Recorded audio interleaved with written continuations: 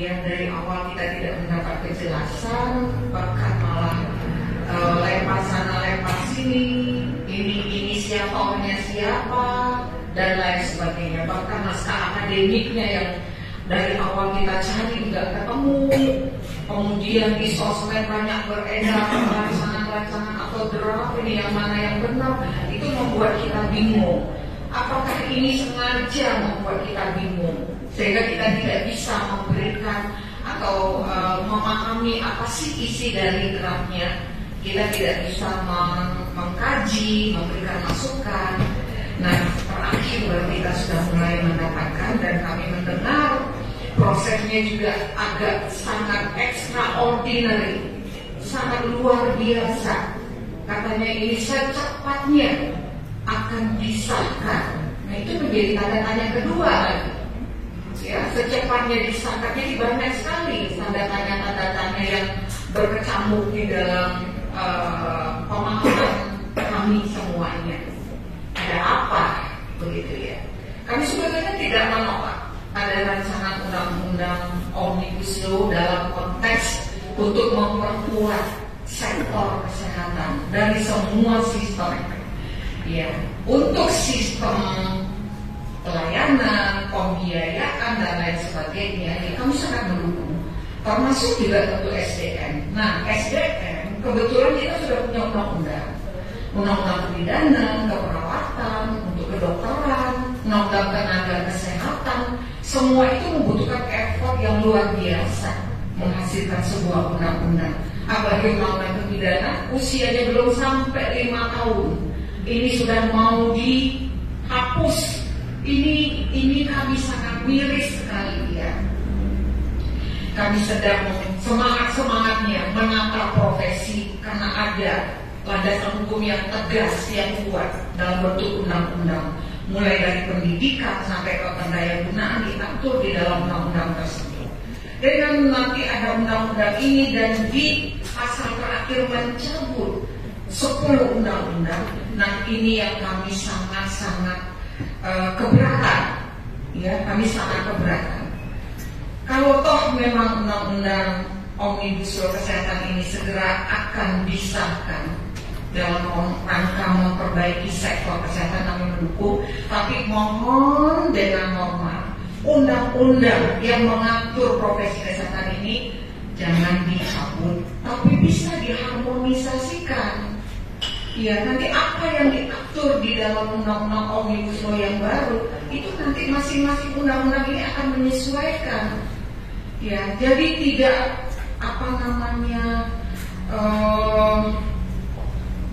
dicabut undang-undang yang menghasilkannya aja butuh 15 tahun untuk undang-undang kebidanan. Ini saya juga memberikan apresiasi pada Komisi 9 yang barangkali yang ikut berjuang juga, dan semua komisi dan dari fraksi, semua fraksi maksud saya. Ini semalam saya juga ada memberikan komentar. Ada Mas Hendro waktu itu juga, beliau waktu masih TA ya di Komisi 9, beliau juga sangat intens memfasilitasi. Nah, dengan adanya undang-undang ini kami sudah mulai menata profesi ya. Karena menata profesi kepentingannya bukan buat profesi itu sendiri. Karena profesi ini di end goal-nya, di end user-nya itu adalah masyarakat. Kami menata profesi berarti kami melindungi masyarakat dari tenaga-tenaga bidan yang mungkin memang kurang kompeten, belum kompeten. Itulah tugas dari organisasi profesi untuk menjaga dan memfasilitasi kompetensi dari setiap anggotanya. Itu diatur di dalam undang-undang kebidanan. Nah, sementara di undang-undang maka tidak muncul sama sekali. Tapi sama dengan Taman PPNI, pelayanan kebidanan nggak ada di situ. Bagaimana nanti realisasinya di masyarakat? Nah, ini kami sangat berharap ke fraksi PKS. Kalau toh memang ini sudah tidak bisa dihambat lagi, mohon undang-undang yang sudah ada ini jangan dicabut. Tapi nanti diharmonisasikan. Kami bersedia ya untuk nanti menyesuaikan dengan apa yang diatur di dalam undang-undang yang baru.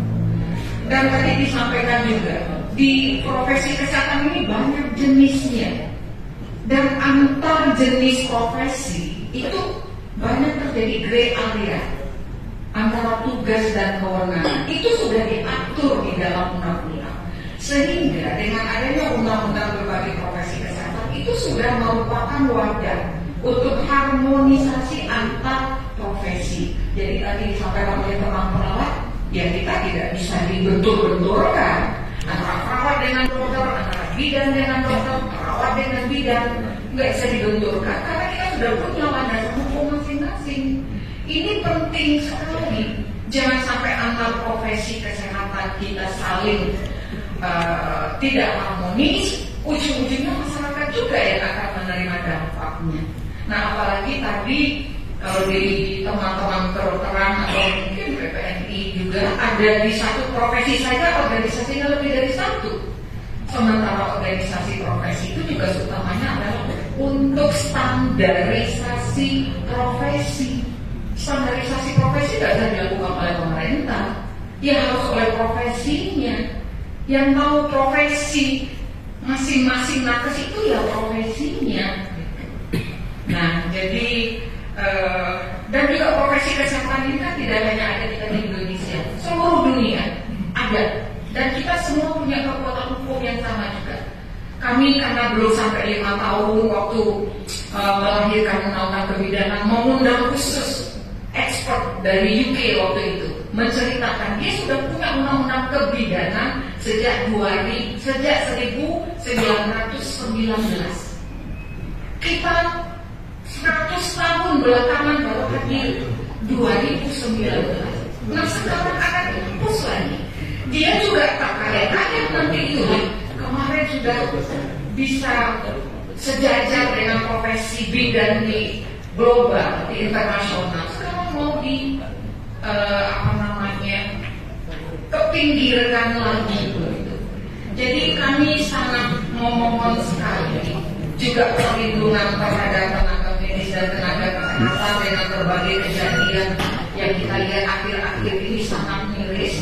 Jangan sampai nanti tenaga kesehatan dan tenaga medis ini merasa tidak aman dalam memberikan pelayanan. Sekali lagi, yang akan menjadi korbannya atau dampak ini itu adalah masyarakat. Ya. Kemudian juga tadi kita bicara tentang pengaturan dalam undang-undang sudah jelas, bagaimana pendidikan, kebidanan dan lain sebagainya. Standar-standar pendidikan, standar pelayanan itu sudah disiapkan oleh OP dan sudah ada turunan undang-undang. Ada turunan dari keputusan Menteri Pemberdayaan dan Aparatur Negara, ya Menpan, ada dari KMK sendiri, sudah ada beberapa yang ada turunan. Sekarang sedang menata, tiba-tiba digemparkan dengan mencabut. Nah, saya sangat berharap sekali nih ke fraksi PKS yang memang satu-satunya yang menolak kalau saya tidak salah ya.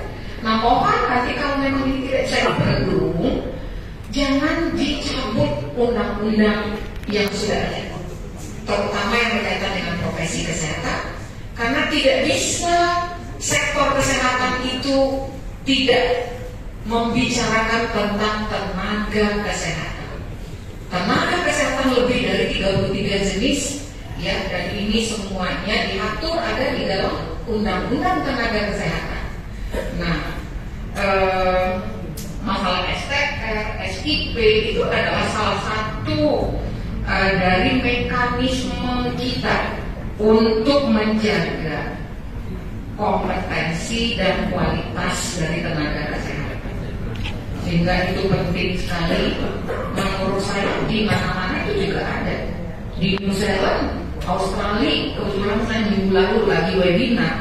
Di sana menjaga kompetensi tenaga kesehatannya khusus di kebidanan tidak cukup hanya dengan portofolio. Kalau kita menggunakan portofolio dan teman-teman anggota sudah terbiasa dengan itu, masalah SKP sangat mudah mereka mendapatkannya. Ikut seminar saja, online saja, itu sudah dapat SKP. yang gratis banyak sekali. Jadi kalau masalah SKP menurut saya tidak menjadi alasan untuk menghapuskan mekanisme dari re-registrasi maupun surat izin praktek bidan. Mungkin tadi melengkapi yang sebelumnya saja, saya rasa itu tambahan dari kami. Kami sangat, terutama saya sangat berharap ke fraksi PKS. Gak bisa dihambat, oke, go on. Tapi tolong jangan dicabut. Pasal terakhir aja, diharmonisasikan aja. Ya, itu. Terima kasih.